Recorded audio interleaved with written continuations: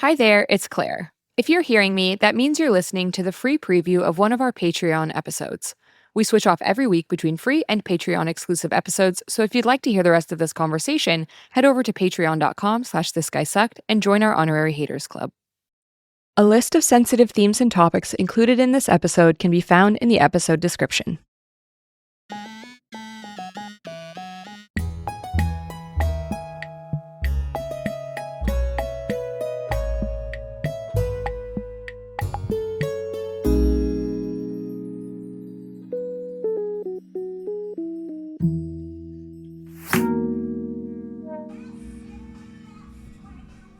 Welcome to the stage. This Guy Sucked Live. Woo!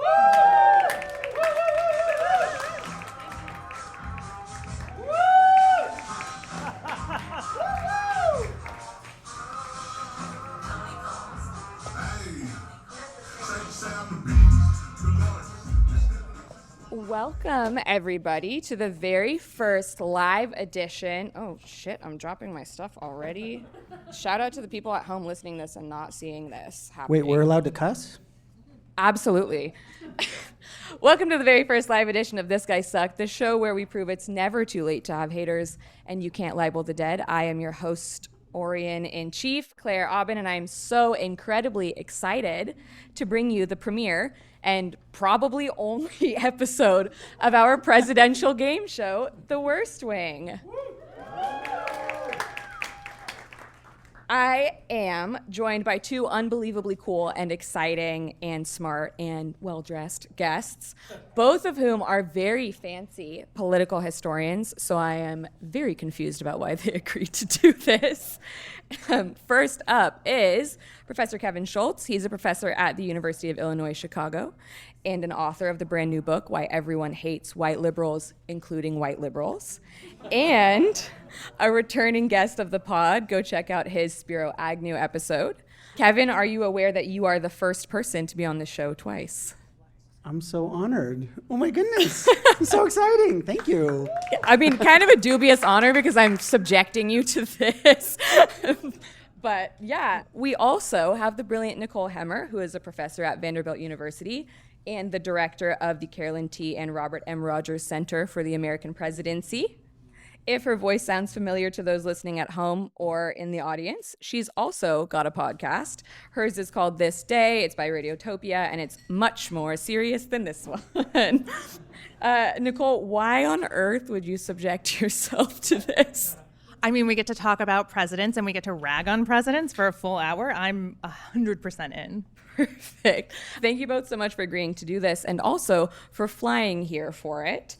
And boy, are my arms tired. Despite a government shutdown. You have the market on dad jokes? Immediately. The format for the night is fairly simple. I have invented a game show. You've each picked a president that you think is the absolute worst. You also both know, theoretically, a lot about other presidents.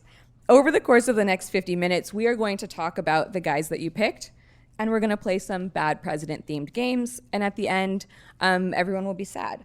But good thing you can go buy drinks at the bar to drown those fears. Anyways, this is going to be a points-based thing where whoever ends up with the most points wins, so that we don't have to decide which one of your presidents is worse than the other, because they are all bad in different overlapping ways, which is something we all agreed on backstage. We're doing points because that feels slightly better to me than deciding that one of you chose a worse president. The most fun part about this for me is that I don't even know that much presidential history. So it's really just kind of like a sadistic thing that I'm making you two do. Much like many presidents, I was given power and immediately abused it. So should we play some games? Let's do it. Let's go. Oh, wait, back. All right. The first game of the night is called The Filibuster. Basically, you each get 10 minutes. We will cut you off to tell me and the audience everything they need to know about your guy and why he was the absolute worst. Unlike a normal filibuster, we, meaning me and the other guests, and possibly the audience, I don't know, haven't really thought that far ahead, can ask follow-up questions. At the end of this, I will award one of you 3 points, and one of you 5 points in relation to an utterly arbitrary vibes-based system that I'll figure out as we go. Shout out to Amanda McLaughlin for being our scorekeeper for the night up front. The first filibusterer is the one and only Kevin Schultz, who has told me I'm supposed to call him Professor Kevin Michael Schultz the whole night. And he's here to talk about our, nope, wrong direction, 17th president. Take it away. Oh, wrong. One day I will press this. There we go, 17th president. Take it away, Kevin. Okay, on the way over, I was looking up actual quotes and things that I can use. Okay. And I did it on a janky back of an envelope, literally speaking. So I want to start with a quote to start us off on why Andrew Johnson is the worst president. So this is just going to kick us off with a little light stuff here. This country is for white men. And by God, as long as I'm president, it shall be a government for white men. So we can go from there, right? Do I win already? Is that it? So Andrew Johnson was the 17th president of the United States. And for those who don't know, he was the guy who became president after Abraham Lincoln got shot and died. He was the vice president at the time. And he was the one who famously allowed the Civil War, 4 years of bloody, awful killing. 600,000 people died in the Civil War, all to end slavery and to create a more just country.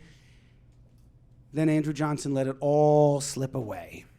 He was, I think, because of some of the things that he did, which was basically allow the white Southern aristocracy to go back into power, all the awful presidents that came after him could do the kinds of things that they did. For instance, sort of, let's just say, Richard Nixon's Southern strategy, trying to undermine the opposition here, which is premised on racial subjugation of black people. Where does this continue when it was almost open for equality? Andrew Johnson, thanks so much for that. Okay, a couple things. Obviously, he was openly racist. I already started off with a quote that set that up for us. He also used his own personal insecurities to make the battle of the Civil War a war that the North actually won, or as I like to call the North, the United States of America, actually won over not the South, but the Confederate States of America, to bring those states back into the United States of America. And that was a war that the North won, but the South ended up with all the spoils of victory in the long term, and that was because of Andrew Johnson. Okay, he was born poor, that's fine. I've got no beef with that. He never went to school. Sorry, that I've would got be no a beef with crazy that. thing for you to I've got have no a beef problem with that. with. I've got Check no out beef this with that. poor kid. But what he did was he was always super insecure about the Southern wealthy planter elites who would literally ride around on horses head high above him, looking down on him. And he thought those were the people that you needed to impress in order to make your way in the world. So he spent his whole career trying to kiss the ass of the rich white Southerners. He had a terrible personality as well, partly because he was so insecure about this. He obviously used swear words all the time. He was a terrible drunkard who went around and just sort of picked fights all the time. He famously got so drunk at the inauguration of 1865 when he was sworn in as vice president of the United States that it became national news. That is very, very drunk. And he had no curiosity at all. No curiosity about how the world worked, about what other people's lives might be like. All he wanted to do was empower himself and impress that Southern white aristocracy. So anybody that got in his way, he picked a fight. And all he wanted to do was fight. Abraham Lincoln, we all know, is famous for his Band of Brothers attitude, his cabinet of dissent, bringing together all these factions in the United States to try and forge together to create a nation. Andrew Johnson comes in, and that is not at all what he wants to do. He wants to destroy the country and make sure that everybody pays homage to him. One of my favorite things that happened, a horrible thing, but it maybe hits a little close to home, is he made his cabinet swear loyalty oaths to him. Ooh. And if you did not want to swear a loyalty oath to the President of the United States, he summarily fired you. The problem was that was illegal. So he is the first president to ever be impeached. Yet another reason to hate this guy. He was the first president to be impeached. He barely escaped by one vote, his impeachment vote, or else he would have lost his job. And that was because there was no vice president at the time because he had just become president after Abraham Lincoln was shot. So people were too nervous about what would happen if he actually got kicked out. The other I'm thing learning. What's that? I'm learning things. You're learning. Yeah. All right. At two more things, and then I'll cede my time. You have 5 minutes and 18 seconds left. Okay. This is great. This is great. Now he's going to drag it out because he only has 2 minutes of content. After the Civil War, they created a Freedmen's Bureau, which was a government agency that helped the previously enslaved black population get things like an education, learn how to read, learn how to vote, health care, things like this was under the operation of the Freedmen's Bureau, which was run by a guy named O.O. Howard, who is the namesake of Howard University. You might have heard of Howard University in Washington, D.C., where my dad went to dental school. I don't know if you need to know that. And that's why I know about Howard University. There you go. Exactly. That's their main thing. Well, Andrew Johnson fought against the creation of the Freedmen's Bureau. When that was he vetoed it, and when that was overruled by the Congress, he ended up purging all the leaders and putting all of his own personal people in charge so that they could use that to do all sorts of terrible things so that the government this is really sounding very familiar, isn't it? Yeah. So that the federal government would use the powers to do not great things. He spent his time on George Washington's birthday celebration giving a speech that lasted an hour where he mentioned George Washington's name only a handful of times, but he mentioned his own name 200 times. Oh my God. It's the same guy. They're Okay. all the same guy. Oh, wait. Somebody said, is there anybody in politics that you don't like? And he said, I have an enemies list. Shut up. And he went on to name Thaddeus Sherman and Charles Sumner, two radical Republicans who were pushing for black rights at the time. And he said, they have a dastardly plot out to kill me, which wasn't true so far as I know.